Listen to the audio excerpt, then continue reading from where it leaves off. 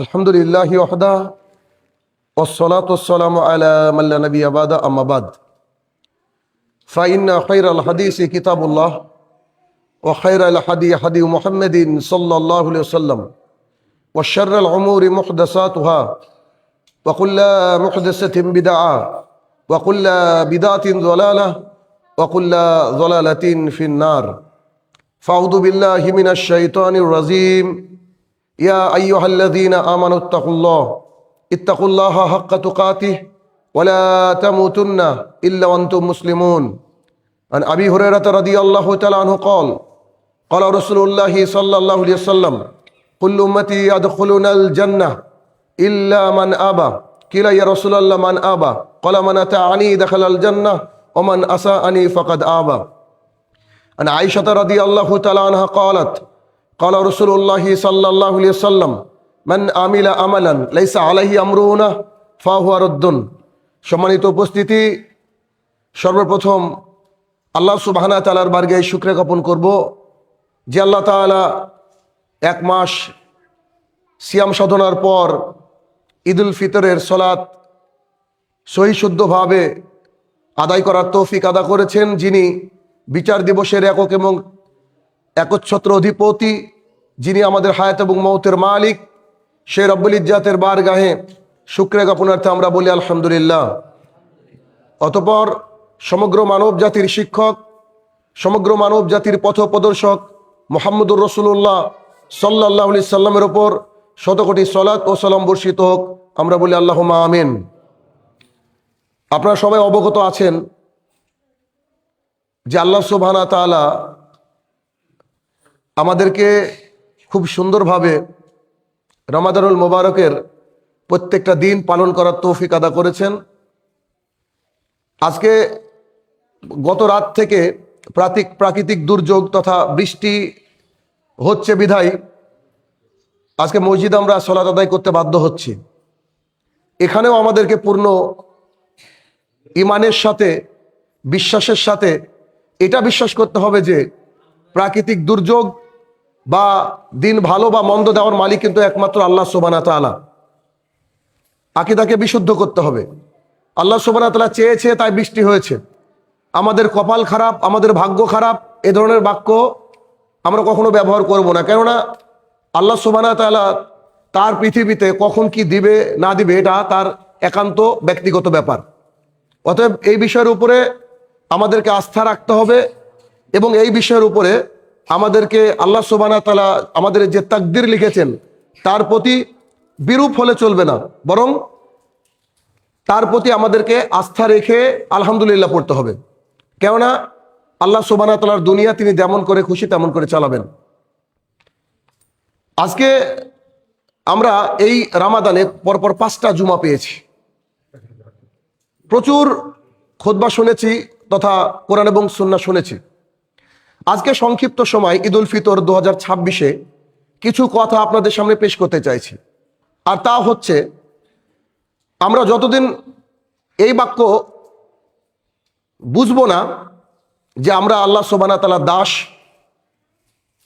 আমরা এই পৃথিবীর বুকে পরীক্ষার মধ্যে আছি, ততদিন আমরা অকল্যাণের মধ্যে থাকব। যত তাড়াতাড়ি এটা বুঝে নিব যে আল্লাহ তাআলা যেদিন থেকে আমার জীবন দিয়েছে সেদিন থেকে মারা যাওয়া পর্যন্ত উদ্দেশ্য একটা, যে আমাদেরকে পরীক্ষা করা হচ্ছে। আর্থিক দিক দিয়ে হোক, শারীরিক দিক দিয়ে হোক, মানসিক দিক দিয়ে হোক, যেভাবে হোক না কেন আল্লাহ সুবহানাহু ওয়া তাআলা আমাদেরকে পরীক্ষার মধ্যে রেখেছেন। তো আমরা এই পৃথিবীতে যাই করি না কেন তা যদি কোরআন এবং সুন্নাহ মোতাবেক করি তাহলে বুঝতে হবে যে ওইটা আল্লাহ সুবহানাহু ওয়া তাআলার জন্য আমরা করছি তথা ইবাদত। এই জন্য কিছু গাইডলাইন রয়েছে যা আমরা বরাবর শুনে থাকি, যা আজকে শুরুতে বলেছি, ইয়া আইয়ুহাল্লাযীনা আমানুত্তাকুল্লাহ, হে ঈমানদারগণ তোমরা আল্লাহকে ভয় করো। সমস্ত কিছুর মূল যে চাবিকাঠি, আল্লাহর রাস্তায় ফেরার যে মূল চাবিকাঠি, সেটা হচ্ছে আল্লাহকে ভয় করা। একজন মানুষ যদি আল্লাহকে ভয় করে, শুধুমাত্র আল্লাহকে ভয় করে, তাহলে সেই ব্যক্তি পাপে নিমজ্জিত হতে পারবে না। হ্যাঁ, সাময়িক পাপ হয়ে যাবে, স্বাভাবিক, কিন্তু তাকে তার ভয়, তাকে তার আল্লাহ ভীতি, তাকে তার তাকওয়া আটকে দিবে। তাকে তার তাকওয়া আটকে দিবে। এই জন্য ওই আয়াতটা আমি তেলাওয়াত করলাম, ইয়া আইয়ুহাল্লাযীনা আমানুত্তাকুল্লাহ ইত্তাকুল্লাহা হাক্কা তুকাতি ওয়া লা তামুতুন্না ইল্লা ওয়া আনতুম মুসলিমুন। হে ঈমানদারগণ, তোমরা আল্লাহ তাআলাকে ভয় করো যেমন করে তিনি যোগ্য, তার যোগ্যতা অনুযায়ী তোমাকে ভয় করতে হবে। ওয়া লা তামুতুন্না, খবরদার তোমরা মারা যেও না, ইল্লা ওয়া আনতুম মুসলিমুন, মুসলমান না হয়ে। আমাদের সবচেয়ে বড় ভুল যে আমরা মুসলমান বলতে গেলে বুঝি যে আমার নাম মোহাম্মদ শাহিনুর রহমান, আমার নাম আব্দুর রহমান, আমরা নাকি মুসলমান, আমাদের বাপদাদা মুসলমান তাই আমরা মুসলমান। এটা ভুল সিদ্ধান্ত। কারণ মুসলমান হতে গেলে কিছু ক্রাইটেরিয়া আপনাকে ফিল ইন করতে হয়, ফিল আপ করতে হয়। যেমন দিনে রাতে 5 ওয়াক্ত সালাত আদায় করতে হবে। আপনি আমি যেই পজিশনে থাকি না কেন 5 ওয়াক্ত সালাত আদায় করতে হবে। রামাদান মাস আমাদের সামনে সমাগত হলে বিশেষ ওজর ছাড়া আমরা এই সিয়াম থেকে বিরত থাকতে পারবো না, অর্থাৎ সিয়াম আমাদেরকে পালন করতে হবে। আমাদের যদি সামর্থ্য হয়ে যায় বাইতুল্লাহর তোয়াফ তথা হজ আমাদেরকে পালন করতে হবে। আমাদের যদি নিসাব পরিমাণ অর্থ আমাদের 1 বছর পার হয় তাহলে তাদের আমাদের জাকাত প্রদান করতে হবে। অর্থাৎ ইসলামের যে মৌলিক বিষয় অন্তত পক্ষে এগুলো আমাদেরকে আদায় করতে হবে। আর যদি আমরা এগুলো আদায় করার পর আমাদের নামটা মুসলমানের নাম নাও হয়, তবু আমরা আল্লাহ সুবহানাহু ওয়া তাআলার খাতায় মুসলমান হিসেবে থাকবো। আর যদি দুনিয়ার বুকে শুধুমাত্র নামের আগে মোহাম্মদ লাগিয়ে আমরা মুসলমান হই, কিন্তু আমাদের কাজে, আমাদের আকীদাতে, আমাদের চলাতে, আমাদের বলাতে যদি কোরআন এবং সুন্নাহ না থাকে, তাহলে আমরা কিন্তু আল্লাহ সুবহানাহু ওয়া তাআলার কাছে কখনোই মুসলমান হিসাবে পরিগণিত হব না। এই জন্য আমাদেরকে আল্লাহ সুবহানাহু ওয়া তাআলা সতর্ক করলেন, ওয়ালা তামুতুন্না, খবরদার তোমরা মৃত্যুবরণ করো না, ইল্লা আনতুম মুসলিমুন, মুসলমান না হয়ে। সূরা বাকারা শেষের দিকে আল্লাহ সুবহানাহু ওয়া তাআলা বলেছেন যে আমি কারোর উপরে মাত্রা অতিরিক্ত বোঝা চাপাই না। 5 ওয়াক্ত সালাত এটা কারোর উপরে বোঝা নয়। 1 মাসের সিয়াম এটা কারোর উপরে বোঝা নয়। হজ আল্লাহ সুবহানাহু ওয়া তাআলা সবাইকে করতে বলেনি, যাকাত সবাইকে দিতে বলেনি আল্লাহ তাআলা, যাদের সামর্থ্য রয়েছে তাদেরকে দিতে বলেছে। তার মানে এগুলা আমাদের উপরে মাত্রা অতিরিক্ত বোঝা নয়। আমি যদি 10 কেজি মাথার উপরে পারি, আল্লাহ তাআলা আমাকে 11 কেজি কখনো দেননি। তার মানে 5 ওয়াক্ত সালাত যেন আমাদের ভারী না হয়ে যায়, রমাদানের সিয়াম যেন আমাদের উপরে ভারী না হয়ে যায়। এই জন্য আমরা বিগত 1 মাস যাবত এই যে ট্রেনিং করলাম, এই ট্রেনিং এর পর এই 11 মাস আপনার আমার জীবনটা এই তাকওয়ার ভিত্তিতে আমাদেরকে পরিচালনা করতে হবে। যদি তাকওয়ার ভিত্তিতে পরিচালনা করতে পারি তাহলে বুঝতে পারবো যে হ্যাঁ আমাদের ট্রেনিং ঠিকঠাক হয়েছে। 1 মাসের এত সংযম, এত নিজেকে কন্ট্রোল, এরপরেও যদি আমরা মনে করি যে না আমাদের জীবনটা আগের মতোই চালাবো, ঠিক যেমন করে রমাদানের আগে ছিল, তাহলে কিন্তু আমাদের ভুল হবে।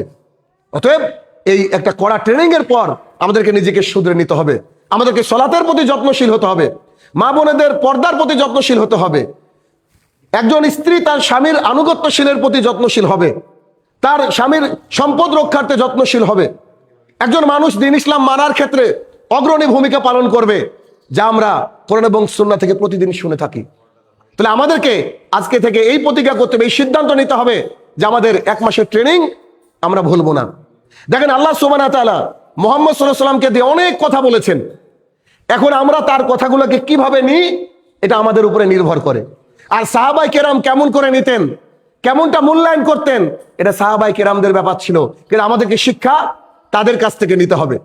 কথার কথা আপনাকে আমি একটু বলি, চিন্তা করেন যে রাসূল সাল্লাল্লাহু আলাইহি ওয়াসাল্লাম যদি বলেন যে তোমরা এই কাজ করো তাহলে তোমরা জান্নাত পাবে, বিশ্বাস করেন, আপনাকে মনে প্রাণে বিশ্বাস করতে হবে যে আল্লাহ রাসূল সাল্লাল্লাহু আলাইহি ওয়াসাল্লাম বলেছেন মানে নিশ্চিত আপনি ওই পার্টিকুলার কাজটা করলে জান্নাত পাবেন। যেমন আল্লাহ রাসূল সাল্লাল্লাহু আলাইহি ওয়াসাল্লাম বলছেন, যে ব্যক্তি রমাদান মাসে সিয়াম পালন করে নেকির উদ্দেশ্যে এবং ঈমানের সাথে, গুফিরা লাহু মা তাকাদ্দামা মিন জামবি, পেছনের গুনাহকে ক্ষমা করে দেওয়া হয়। এখন আপনাকে বিশ্বাস করতে হবে আপনার পেছনে যত গুনাহ ছিল আল্লাহ তাআলা রমাদানের মাধ্যমে সবাইকে ক্ষমা করে দিয়েছেন, এটা আপনাকে বিশ্বাস করতে হবে। একই হাদিসে রাসূল সাল্লাল্লাহু আলাইহি ওয়াসাল্লাম বলেছেন, কোন ব্যক্তি যদি রমাদানে কিয়াম তথা তারাবির সালাত আদায় করে, গুফিরা লাহু মা তাকাদ্দামা মিন জামবি, পেছনে যত গুনাহ করেছে সমস্ত গুনাহকে ক্ষমা করে দেওয়া হবে। একইভাবে রাসূল সাল্লাল্লাহু আলাইহি ওয়াসাল্লাম বলেছেন, কোন ব্যক্তি যদি লাইলাতুল কদর রাত্রি জাগার জন্য প্রচেষ্টা চালায়, রাত্রি জাগরণ করে, পেছনে তার গুনাহ ক্ষমা করে দেওয়া হবে। এই বাক্যগুলাকে আপনাকে কিভাবে মানতে হবে? একটা মানুষ কোনো বাক্য লিখে দেওয়ার পর সিল স্ট্যাম্প মেরে সিগনেচার করে দিয়ে যতটা সত্যায়ন করে তার চেয়ে বেশি আপনাকে মেনে নিতে হবে। আল্লাহ রাসূল সাল্লাল্লাহু আলাইহি ওয়াসাল্লাম বলেছেন, রমাদান মাস আসলে শয়তানকে বন্ধ করে দেওয়া হয়, জান্নাতের দরজাগুলোকে খুলে দেওয়া হয়, জাহান্নামকে বন্ধ করে দেওয়া হয়। একদিন আল্লাহর রাস্তায় সিয়াম পালন করলে জাহান্নাম তো চলে যায় 70 বছরের দূরের রাস্তা, জাহান্নাম চলে যায় দুনিয়া থেকে পৃথিবী পরিমাণ রাস্তা। এগুলো আপনাকে বিশ্বাস করতে হবে। একজন মানুষের মুখের দুর্গন্ধ সিয়াম থাকা অবস্থায় আল্লাহর কাছে সবচেয়ে দামি সেন্টের উত্তম, যে আল্লাহর কাছে সবচেয়ে দামি সেন্টের চেয়ে আরো বেশি উত্তম। একজন রোজাদারের দুটো খুশি, যখন সে আল্লাহর কাছ থেকে পুরস্কার নেবে আর যখন সে ইফতার করে। এই যে বাক্যগুলা, এই বাক্যগুলা কি একেবারে মেনে নিতে হবে আপনাকে। এর মধ্যে কোন রকমের কোনো সায়েন্স, কোন রকমের কোনো টেকনোলজি, আপনার আমার মস্তিষ্ক চাষ করা কোন রকমের কোনো বুদ্ধি এখানে কাজে লাগানো যাবে না। সাহাবায়ে কেরামদের মতো হতে হবে।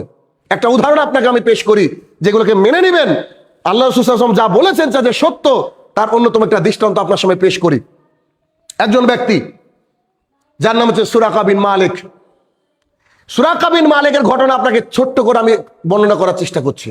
আর তা কি, রাসূল সাল্লাল্লাহু আলাইহি ওয়াসাল্লাম এবং আবু বকর সিদ্দিক রাদিয়াল্লাহু তাআলা আনহু দুজন রাতের অন্ধকারে মক্কা ছেড়ে মদিনাতে হিজরতের জন্য বেরিয়ে পড়লেন। সকাল হতেই যখন সংবাদ পৌঁছে গেল কুরাইশদের ঘরে ঘরে যে মুহাম্মদ সাল্লাল্লাহু আলাইহি সাল্লাম এবং তার সঙ্গী আবু বকর সিদ্দিক রাদিয়াল্লাহু তাআলা আনহু তারা এখান থেকে মক্কা থেকে বেরিয়ে গেছে, তারা কোথাও মদিনার উদ্দেশ্যে বা কোথাও চলে গেছে, হিজরত করেছে। আবু জাহাল, উতবা, শাইবা রাগে ফেটে পড়লো। তারা একটা মজলিস বসালো, ঠিক যেমন করে আজকের মজলিস, এরকম একটা মজলিস বসিয়েছিল বেদিন বেঈমানরা। বসানোর পর বলেছিল, এই কে আছো যে মুহাম্মদ সাল্লাল্লাহু আলাইহি সাল্লামকে জীবিত অথবা মৃত অবস্থায় অথবা তার সন্ধান দিতে পারবে, তাকে 100টা উট দেওয়া হবে। 100টা উট। সৌদির ওই সময়ের উট মানে এক একটা, এখন এটা ধরেন বিশাল বড় কিছু, অনেক অ্যামাউন্টের একটা জিনিস। তখন সুরাকা খুব দুর্দান্ত ঘোড়সওয়ার ছিল, তার ভেতরে লোভ লালসা একেবারে গিজগিজ করে ভরেছিল। 100 উট পাবো, এটা কি চারটেখানেক ব্যাপার নাকি? আমি সন্ধান দিব অথবা আমি তাকে জীবিত এবং মৃত উপস্থিত করব এই মক্কার মধ্যে। সুরাকা বেরিয়ে গেল দুর্দান্ত উট নিয়ে, চলছে রাস্তায়। যেতে যেতে যেতে অনেক দূর যাওয়ার পর আবু বকর সিদ্দিক রাদিয়াল্লাহু তাআলাকে দেখতে পেল। তার পাশে ছিল মুহাম্মদ সাল্লাল্লাহু আলাইহি সাল্লাম। সুরাকা বিন মালিক একেবারে খুশিতে গদগদ হয়ে গেল, এই তো আমার 100খানা উট, এখন আমি গিয়ে পেয়ে যাব, শুধু যদি সন্ধান দিই তবু পেয়ে যাব। সুরাকা বিন মালিক বলছেন, আমি যখন একটু গেলাম, যাওয়ার পরে দেখলাম যেহেতু মরুভূমি, বালির মধ্যে আমার উট কোমর পর্যন্ত ডুবে গেল। তিনি বলছেন যে কোমর পর্যন্ত কি হলো, উটটা ডুবে গেল। তিনি অবাক হয়ে গেলেন, ঘটনা কি হতে পারে, হয়তো কোনো গর্ত টর্ত ছিল, ওখানে ডুবে গেছে। অনেক কষ্ট করে উটটাকে তুললো, আবার চালনা করলো। আরেকটু দূরে মুহাম্মদ সাল্লাল্লাহু আলাইহি সাল্লাম, তখন তার উটটা আবার কোমরের পর থেকে আরো নিচু দেবে গেল। সুরাকা বিন মালিক সে ভাবতে লাগলো, ঘটনা কি, এমন তো হওয়ার কথা না, এই রাস্তা দিয়ে বহুবার গিয়েছি, উটটা এতটা তো দাবে না, এতটা তো নিচে যায় না জমিনে। তখন তার মাথার মধ্যে আসলো, হয়তো আল্লাহ সুবহানাহু ওয়া তাআলা অর্থাৎ কোনো অদৃশ্য শক্তি তাকে সাহায্য করছে। তখন সে আবার উটটাকে তুললো, আবার যাওয়ার চেষ্টা করলো, আল্লাহ সুবহানাহু ওয়া তাআলা উটটাকে আবারও ধসিয়ে দিলেন। তখন সুরাকা বিন মালিক চিৎকার করে ডাকলেন আবু বকর সিদ্দিক রাদিয়াল্লাহু তাআলা আনহুকে। ডাকার পরে বলে, একটু দাঁড়ান, একটু দাঁড়ান, আপনাদের সাথে কথা আছে। তখন তিনি বেঈমান, তিনি ইসলাম আনেননি। তখন তিনি গিয়ে বললেন যে আমি বুঝতে পারছি আপনাকে কেউ না কেউ সাহায্য করছে। আমি ওই সত্তার শপথ করে বলছি, আপনার ব্যাপারে তো অনুসন্ধানের যে আমি পেয়েছি, আপনাকে দেখতে পেয়েছি, এটা তো আমি মক্কাবাসীকে জানাবো না, আপনার রাস্তাও আমি পথভ্রষ্ট করে দেবো যারা জানতে আসবে। সুরাকা বিন মালিক তখনও দ্বীন ইসলাম কবুল করেনি। বলছে, আপনার আমি রাস্তা বলবো না, কেউ যদি এদিকে আসে বলবো না এদিকে আসেনি, কিন্তু শর্ত একটা, আপনি আমাকে আমান দেন, আপনি আমাকে বলেন যে আপনি আমার কোনো ক্ষতি করবেন না। কারণ যে মালিক আমার ঘোড়াকে দাবিয়ে দিতে পারে, আপনার সেই মালিক আমাকে অনেক বড় ক্ষতি করে দিতে পারে, এখনো ভয় পেয়েছে। অতএব আপনি আমাকে বলেন, আমি এখান থেকে মক্কাতে ফিরে যাবো, ওদেরকে আমি বিভ্রান্ত করব আপনার পথের ব্যাপারে। তবে একটা শর্ত, আপনি আমাকে বলেন যে কিছুই করবেন না, আপনি আমার জন্য বদদুয়া বা কোনো কিছু করবে না। এ কথা যখন বলছেন, রাসূল সাল্লাল্লাহু আলাইহি ওয়াসাল্লাম মিসকে মিসকে হাসছেন, মিসকে মিসকে হেসে বলছেন, সুবহানাল্লাহ, এই বাক্যটা খুব কঠিন একটা বাক্য। মিসকে মিসকে হেসে বলছেন, সেদিন তোমার কেমন লাগবে, সেদিন তোমার কেমন লাগবে। দেখেন কি প্রশ্ন আর কি উত্তর। বলছে সেদিন তোমার কেমন লাগবে যেদিন পারস্যের সম্রাটের হাতের ব্রেসলেট, কঙ্কন তোমার হাতে পরানো যাবে। আশ্চর্য ব্যাপার। পারস্যের মানে এখন যদি আমি বলি যে সবচেয়ে সুপার পাওয়ার কি, আমেরিকা। তো এখন ওই জামানার সুপার পাওয়ার ছিল পারস্য, রাজা ছিল কিসরা, কাইসার। তো ও তখন বলছে, মুহাম্মদ সাল্লাল্লাহু আলাইহি ওয়াসাল্লাম বলছেন যে সেদিন তোমার কেমন লাগবে যেদিন কাইসারের ওই কিসরার মুকুট তোমার মাথায় পরানো হবে, তার ব্রেসলেট তোমার হাতে পরিয়ে দেওয়া হবে, সেদিন তোমার কেমন লাগবে তুমি মনে করো। তিনি আগামাথা কিছুই বুঝতে পারলেন না, তিনি চলে গেলেন, দিন ইসলাম কবুল করেননি। মক্কা বিজয় হলো 8ম হিজরি, বহুদিন পর তিনি দিন ইসলাম কবুল করলেন। অনেক শেষে দিন ইসলাম কবুল করার পর তিনি ওই অবস্থায় থাকলেন। আবু বকর সিদ্দিক রাদিয়াল্লাহু আনহু খলিফা হলেন, তিনিও চলে গেলেন পৃথিবীর বুক থেকে। উমর ইবনুল খাত্তাব রাদিয়াল্লাহু আনহু খলিফা হলেন। সেই সময় পারস্যের সাথে বিশাল বড় যুদ্ধ শুরু হয়ে গেল। পারস্য দখল করে নিল মুসলমান বাহিনী। মুসলমান বাহিনী দখল করে নেওয়ার পর তখন সুরাকা বিন মালিক রাদিয়াল্লাহু তাআলা আনহু খুব অসুস্থ, প্রচন্ড অসুস্থ, বিছানাগত। সাহাবায়ে কেরাম গিয়ে বলছে, তুমি তো বোধহয় চলে যাবে আল্লাহর কাছে, তুমি চলে যাবে আল্লাহর কাছে, খুব শীঘ্রই চলে যাবা, বুঝতে পারছি। কারণ কি, বয়স হয়ে গেলে যেমন হয়, মানুষকে বলে না যে বয়স হয়ে গেছে তোমার, চলে যাবা। তখন সুরাকা বিন মালিক, এই বাক্যটা বলার জন্য আপনাদেরকে এতদূর এই কাহিনীটা বলছি। সুরাকা বিন মালিক বলছে, আল্লাহর কসম করে বলছি আমি মারা যাব না। কেন? বলছে মুহাম্মদ সাল্লাল্লাহু আলাইহি ওয়াসাল্লাম আমাকে বলেছে ওই পারস্য সম্রাটের যতক্ষণ ব্রেসলেট আমার হাতে আসছে তার আগে আমার মৃত্যু হবে না। সেই মুহাম্মদ সাল্লাল্লাহু আলাইহি ওয়াসাল্লাম বলেছে যে ব্যক্তি রামাদান মাসে সিয়াম পালন করবে তার পেছনের গুনাহ ক্ষমা। অথচ হয়তো 80% লোক আমাদের গ্রামে রোজা রাখেনি। আমি এই বাক্য বলার জন্য আনছি ঘটনা। ও সে মুহাম্মদ সাল্লাল্লাহু আলাইহি ওয়াসাল্লাম বলেছেন, কেউ যদি আজানের জবাব দেয় আমি তাকে জান্নাতে নিয়ে যাব। সেই মুহাম্মদ সাল্লাল্লাহু আলাইহি ওয়াসাল্লাম বলছে, কেউ যদি লাইলাতুল কদরের রাত জাগে 83 বছর 4 মাস নেকি করলে একাধারে যত নেকি হয় তার চেয়ে বেশি নেকি হবে। সেই মুহাম্মদ সাল্লাল্লাহু আলাইহি ওয়াসাল্লাম বলেছেন, কোন ব্যক্তি যদি কিয়ামুল লাইল আদায় করে অর্থাৎ রামাদান মাসে, পেছনের গুনাহকে ক্ষমা করে দেওয়া হবে। সুরাকা বিন মালিক সে এতটা আত্মবিশ্বাসী ছিল যে আমি মারা যাব না। কেন? আল্লাহ রাসূল সাল্লাল্লাহু আলাইহি ওয়াসাল্লাম বলেছে এটা ঘটবেই, ঘটবে, ঘটবেই, নিশ্চিত ঘটবে, তার আগে আমি মারা যাব না, এই কথা বলছে। অথচ আপনি আমি আল্লাহ রাসূল সাল্লাল্লাহু আলাইহি ওয়াসাল্লাম হাদিস শুনি, বুড়ো আঙুল দেখে প্রতিদিন চলে যায়। এবার আপনি ভাবেন সাহাবায়ে কেরাম কি ছিল আর আমাদের অবস্থান কি। যখন কোনো হাদিস বলা হয় এখানে দাঁড়িয়ে, মিম্বারে দাঁড়িয়ে, আপনাদেরকে দেখে যে আপনারা ডিনাই করেন, অস্বীকার করেন, মানেন না, তখন আমার ভেতরে ভয় লাগে। আমার ভেতরে চরম একটা ভয় আমার কাজ করে যে মানুষ করছে কি, মানুষ কোন অবস্থায় আছে। তখন পারস্য বিজয় হয়ে গেল। পারস্য বিজয়ের পরে অনেককে বন্দী করে আনা হলো, অনেক ধন সম্পদকে নিয়ে আসা হলো গনিমত হিসাবে। এসে উমর ইবনুল খাত্তাব রাদিয়াল্লাহু আনহু বলছেন যে সুরাকা বিন মালিককে ডাকো। সবাই অবাক, এই ঘটনা তো সবাই জানে না। সুরাকা বিন মালিককে ডাকো। তাকে ধরে নিয়ে আসা হলো, একেবারে অবস্থা বিছনাগত, মারা যাবে। তাকে ধরে নিয়ে আসা হলো, এসে তাকে একটা সিংহাসনে, একটা চেয়ারে বসানো হলো। বসানোর পর তাকে সেই বাদশার মুকুট এবং কঙ্কন দেওয়া হলো। তারপরে তিনি মারা যান। সুবহানাল্লাহ বিহামদি। কি দিয়ে বুঝাবো বলেন? কি দিয়ে বুঝবেন আপনি? কি করলে আপনারা বুঝবেন যে দুনিয়াটা আমাদের জন্য পরীক্ষা? কি করলে বুঝবেন? দ্বিতীয় কথায় আসি, সেটা কি? রোজা থাকতে, সিয়াম পালন করতে আমাদের অনেক কষ্ট হয়, আমরা থাকতে পারি না, না খেয়ে থাকতে পারি না। আমাদের লাইলাতুল কদরে রাত জাগতে পারি না। যতই নেকির কথা বলুক মুহাম্মদ সাল্লাল্লাহু আলাইহি ওয়াসাল্লাম, আমাদের দ্বারা হয় না, আমরা পারি না, আমাদের নাকি কষ্ট হয়। আমাদের 2.5 কেজি জায়গায় 3 কেজি চাল বললে নাকি দিতে কষ্ট হয়। আমরা সারাদিন পরিশ্রম করি, রাতে এসে নাকি আমাদেরকে কিয়ামুল লাইল পড়তে অসুবিধা হয়।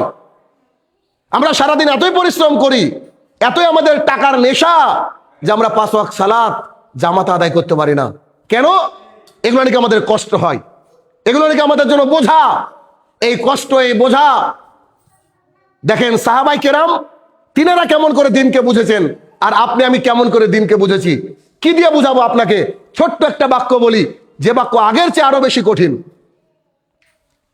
উমর ইবনে খাত্তাব রাদিয়াল্লাহু তাআলা আনহু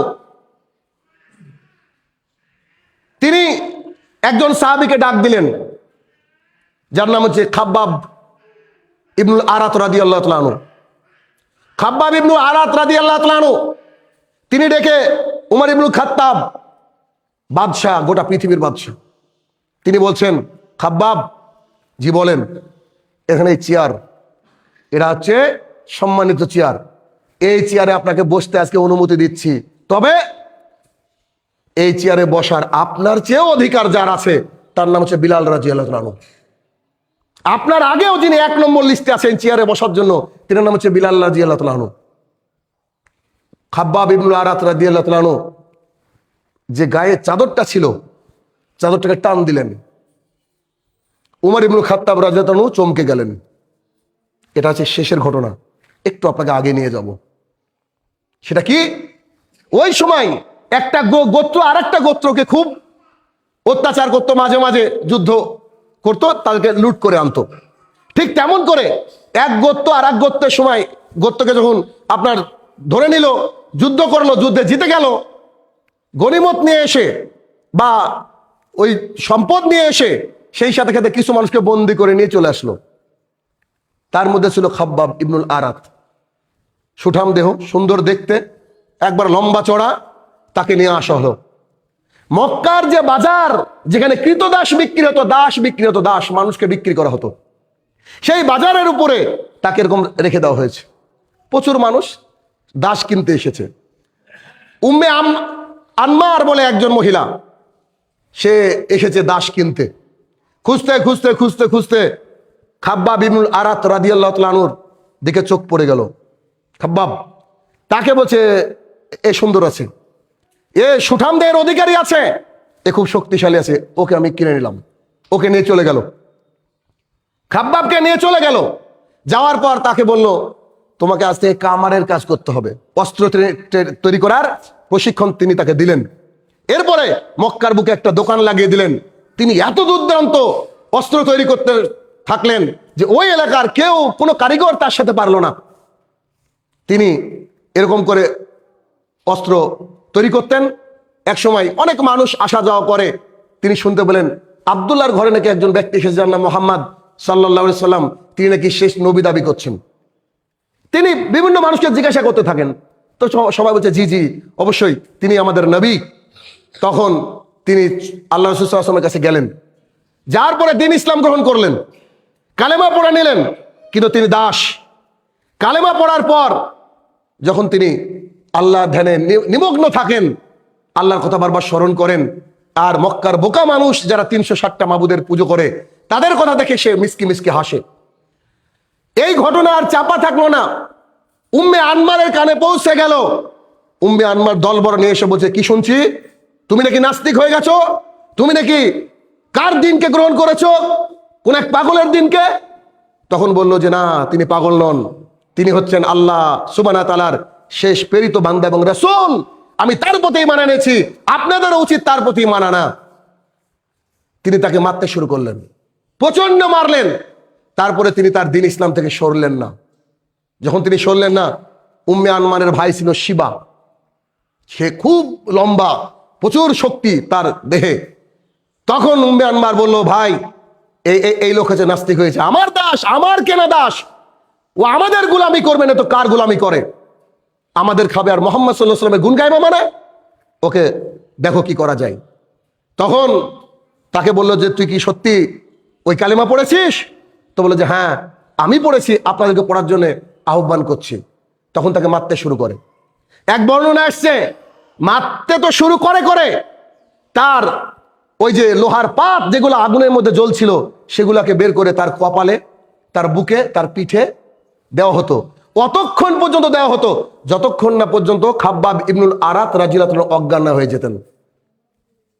আপনার আমার কষ্ট হয় রাত জাগতে, আপনার আমার কষ্ট হয় যাকাত দিতে, আপনার আমার কষ্ট হয় 5 ওয়াক্ত সালাত আদায় করতে। ইসলামের জন্য কিসের অত্যাচার সহ্য করেছি আমরা, কতটুকু অত্যাচার সহ্য করেছি। পরের দিন আবার তারা আসতো দলবল নিয়ে। একটা বর্ণনা আমার কাছে খুবই আশ্চর্য লেগেছে।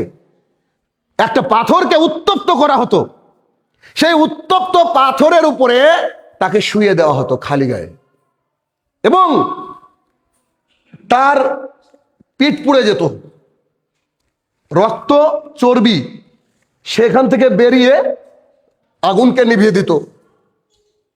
মানে তার শরীরের চর্বি রক্ত বাইরে বেরিয়ে এসে ওই পাথরের আগুনকে নিভিয়ে দিত, পাথরটাকে শান্ত করে দিত।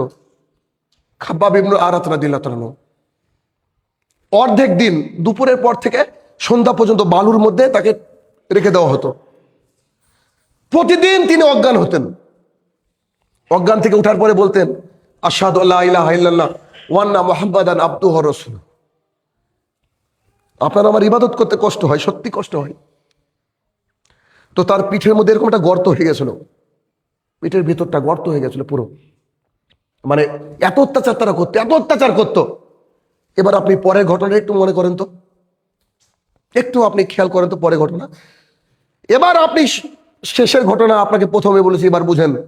উমর ইবনে খাত্তাব রাদিয়াল্লাহু তাআলা একদিন খাব্বাবের অত্যাচারের কথা শুনেছে, আরো অত্যাচার ছিল, আমি বয়ান করছি না এত লম্বা।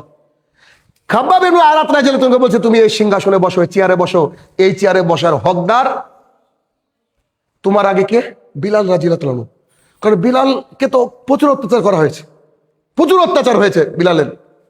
তো বলছে তোমার আগে বিলাল। তখন তিনি পিঠের চাদরটাকে সরিয়ে দিলেন, কিচ্ছু বললেন না।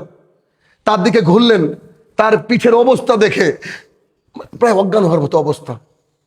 যে মানুষ এত অত্যাচার করে ইসলামের জন্য, এক মুহাম্মদ সাল্লাল্লাহু আলাইহি ওয়াসাল্লামকে মেনে নেওয়ার জন্য, এক আল্লাহকে মেনে নেওয়ার জন্য এত অত্যাচার করে। সেদিন উমর ইবনে খাত্তাব বলেছিলেন, আমার সিদ্ধান্ত ভুল, এখানে যদি এক নম্বর কেউ হকদার হয় বসার, সেটা হচ্ছে খাব্বাব ইবনে আরাত রাদিয়াল্লাহু তাআলা। কিতে বোঝাও আপনাকে বলেন? অথচ 5 ওয়াক্ত সালাতের আমরা হেফাজত করতে পারি না। এমন কষ্ট তো আমরা পাইনি, এমন হুমকি তো এখন পর্যন্ত পাইনি। সাহাবায়ে কেরাম এরকম যদি আমি বলি তো এরকম 10টা 20টা খুতবা তো কিচ্ছু কভার করা যাবে না। এতটুকু বলতে চাইছি যে রাসূল সাল্লাল্লাহু আলাইহি ওয়াসাল্লাম যে ভবিষ্যৎবাণী করেছে তা ফলবেই, যেটা আগের অংশ থেকে জানলেন সূরা কাবিন মালিক থেকে। আর খাব্বাব ইবনে আরাত থেকে আমি এতটুকু আপনাদেরকে বোঝাতে চাইলাম যে ইসলামের জন্য কতটা কষ্ট সহ্য করেছে।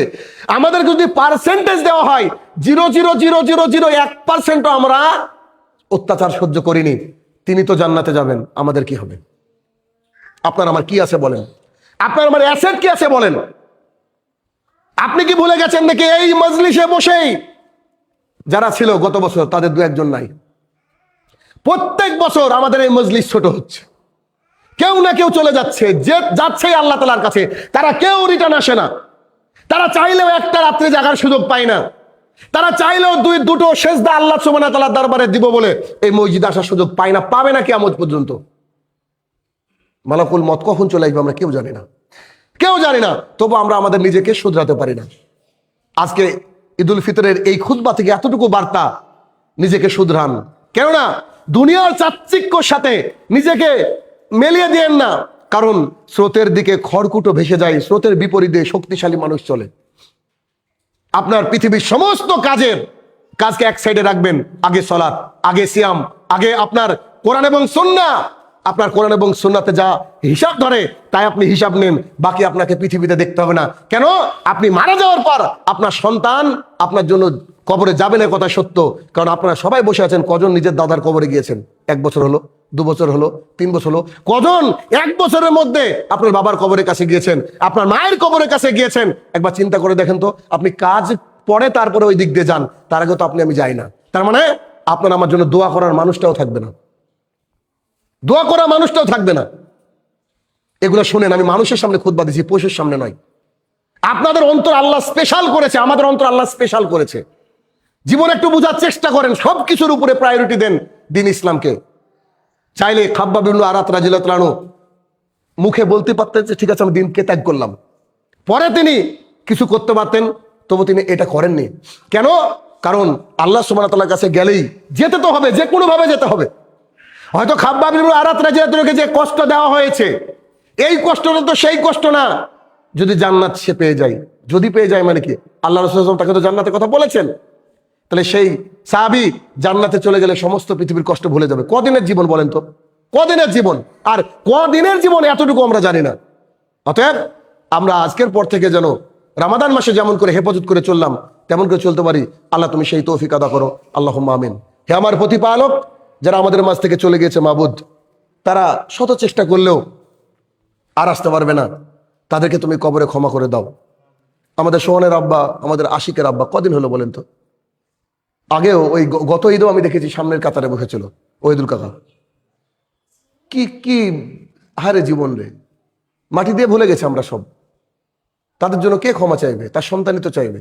তার সন্তান যদি ইবাদত না করে, তার সন্তান যদি আল্লাহর কাছে মুসলমান না হয়, তাহলে আমরা একদিনই বলবো, আমরা একদিন বলবো। কবে কোন জমায় মনে থাকবে কি থাকবে না এটা ভিন্ন কথা।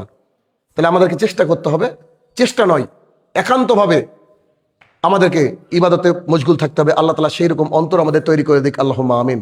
হে আমার প্রতিপালক, আমরা যেন আমাদের পারিবারিকভাবে দ্বীন ইসলাম কায়েম করতে পারি, আল্লাহ তুমি সেই তৌফিক আদা করো, আল্লাহুম্মা আমিন।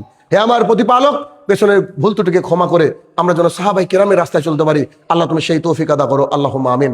হে আমার প্রতিপালক, জানি না সামনে ঈদ পর্যন্ত আমরা থাকবো কিনা, সামনে রমাদান পর্যন্ত থাকবো কিনা। আল্লাহ যদি আমাদের নসিবে থাকে মাবুদ, আমাদেরকে আগামী রমজান পর্যন্ত তুমি পৌঁছে দাও, আল্লাহুম্মা আমিন। হে আমার প্রতিপালক, গোটা বিশ্বে আজকে মুসলমানরা চারিদিকে নির্যাতিত, খাস করে ফিলিস্তিন থেকে শুরু করে পৃথিবীর বিভিন্ন প্রান্তে অনেকের, আমাদের তো আজকে একটা মসজিদ আছে অন্তত পক্ষে, প্রাকৃতিক দুর্যোগ হয়েছে তাই মসজিদ, অনেকের বোমার ভয়ে আতঙ্কে তারা হয়তো সালাত আদায় করতে পারছে না, বাড়িতে খাবার পর্যন্ত নেই। কি পরিস্থিতি আল্লাহ, যারা তোমার কাছে চলে গেছে তাদেরকে সবাইকে তুমি জান্নাতুল ফেরদৌস দান করো, আল্লাহুম্মা আমিন। হে আমার প্রতিপালক, যাদের কোল শূন্য করেছো তাদেরকে রহমত দ্বারা তুমি ঘিরে রাখো, আল্লাহুম্মা আমিন। আমাদের পেছনের ভুল ত্রুটি ক্ষমা করে দে। আজকে ঈদুল ফিতরের দিনে আমাদের সবাইকে তুমি ক্ষমা করে দে। আমরা মারা যাওয়ার পর আমাদের সবাইকে তুমি জান্নাতুল ফেরদৌস নসিব করিও, আমিন। হে আমার প্রতিপালক, যে হারাম মানে অভ্যাস, হ্যাবিট, সেগুলো যেন আমরা ত্যাগ করে একটা সাচ্চা মুসলমান হতে পারি। যে মুসলমানের কথা তুমি বলেছো মাবুদ কোরআন এবং সুন্নাহর মধ্যে, সেই মুসলমান হতে পারি। আল্লাহ তুমি সেই তৌফিক আদা করো, আল্লাহুম্মা আমিন।